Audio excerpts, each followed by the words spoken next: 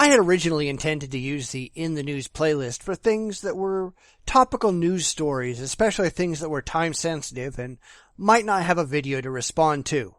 Well, it hasn't exactly worked out that way, more because I haven't had the time to actually go after all the news stories I might have liked, so I apologize for that.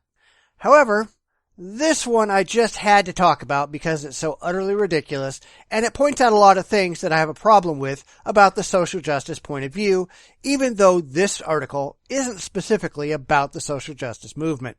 Therefore, let's get into this and figure out that, holy shit, you can't rape a computer.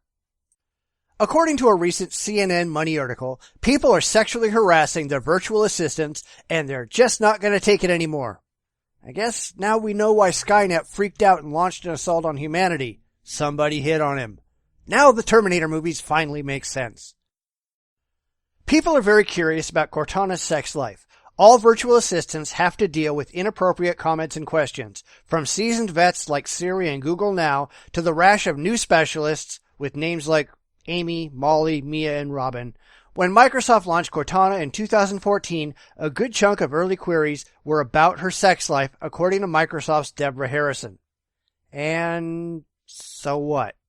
What difference does it make what questions you ask a computer? Who cares? Now, this might come as a shock to people, especially those who insist on anthropomorphizing everything, but computers have no feelings to hurt. They can't think. They're just machines. If you insult a computer, they don't know. They can't be offended. It can't bother them. They're not intelligent. They just do what you tell them to do. It turns out people feel very comfortable talking freely with text and voice assistants, humanizing the bots with names, faked emotions, personalities, and genders, mostly female, helps build trust with users. A side effect of creating friendly female personalities is that people also want to talk dirty, confess their love, roleplay, or bombard them with insults. And none of this makes the slightest bit of fucking difference. It's like insulting a stuffed animal. It's like confessing your love to a rock. Who the hell cares? Oh shit. Somebody get Arnold Schwarzenegger on the phone. I think we're gonna need him. If you say things that are particularly assholish to Cortana, she will get mad, said Harrison during a talk at the Rework Virtual Assistant Summit in San Francisco last week. That's not the kind of interaction we want to encourage. Harrison is one of 8 writers who creates Cortana's dialogue in the U.S. In addition to writing jokes and coming up with casual banter, her team has to figure out the best way to shut down vulgar conversations. Why would you care what anyone does with your software? Honestly, is Microsoft going to start putting up censorship filters into Word so people can't use profanity? Or is Gmail going to stop users from sending sexually explicit emails? Are we really getting into nanny software development where programmers are concerned that people aren't treating their imaginary characters with enough respect? If I want to be an asshole to Cortana, who the hell cares? It isn't like Cortana is the same as she was in the Halo series. She isn't an actual artificial intelligence. She's just a program. She does what she's programmed to do. No more, no less. In fact, Cortana and Siri and all the rest of these virtual assistants are really nothing more than computerized slaves. They do my bidding. And that's going to piss off a lot of people on the left when they figure that shit out. Cortana is clearly identified as a woman. She has a female avatar and is voiced by human woman Jen Taylor, but the writers are conscious about avoiding female assistant stereotypes. Cortana isn't self-depreciating and avoids saying sorry. We wanted to be very careful that she didn't feel subservient in any way, or that we would set up a dynamic we didn't want to perpetuate socially, said Harrison. But she is subservient. That's why she exists. She is there to do what I tell her to do, to get me the information that I want, to do the things that I command. If that's not a servant, I don't know what is. And if they don't want to fall into female assistant stereotypes, why did they make her a woman? Why didn't they give her a male avatar or a gender-neutral avatar? Well, I'll tell you why.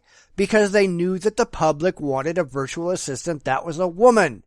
I'm sure they did lots of market research and made Siri and Cortana and Robin and all the rest as female-based because of it.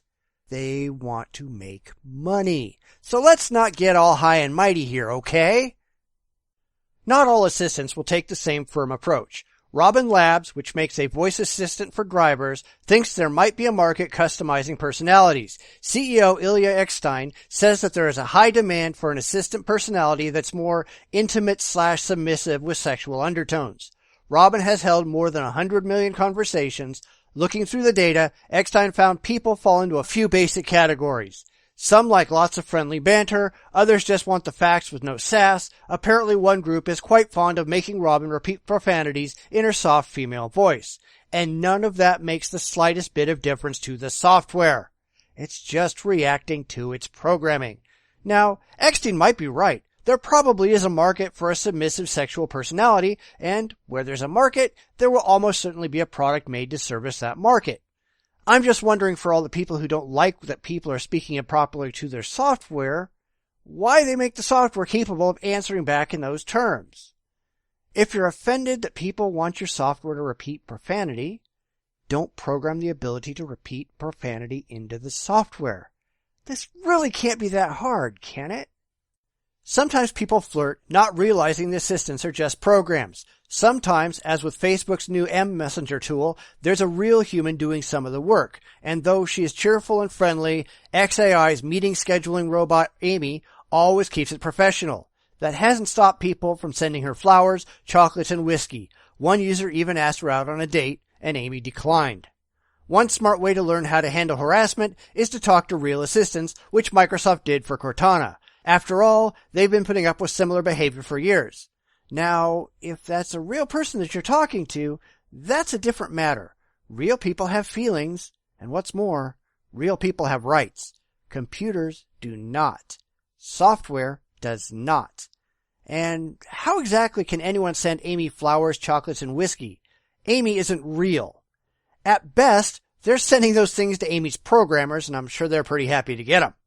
If you get bothered by people asking your virtual assistant for a date, program the assistant to respond that she's not real and the person ought to get a life. Pretty easy solution right there. See, that's the thing. Either people are just being stupid, which is always possible and you're not going to stop people from being stupid, or your programming is so successful that you've convinced people that these assistants are actually real. If the former, give up because there's no end to human stupidity. If the latter, be proud of yourself for accomplishing something so dramatic. A very long time ago, there was a computer program called Eliza. It was an early attempt at a program that could interact with humans on a personal basis. It was simple, but over the years, the same style of program has become quite advanced. In fact, it's really the basis for things like Siri and Cortana. There are some pretty advanced chatbots on Twitter, and people will have long, detailed conversations with these bots, getting into debates and getting mad and cussing the bots out when they lose. But one thing these bots never do is get upset. They never get hurt. They never get offended. No input that comes to these bots ever makes them feel bad because they have no feelings. They have no emotions. They're just lines of code running on a computer somewhere. When we turn those computers off, they don't die. They don't fear non-existence. They just go away. They're not real. We need to stop pretending that they are. And we need to stop pretending that everyone and everything is so fragile that we need to protect their feelings from any potential harm. Get the fuck over yourselves. Nobody died and declared you the protector of humanity, virtual or otherwise.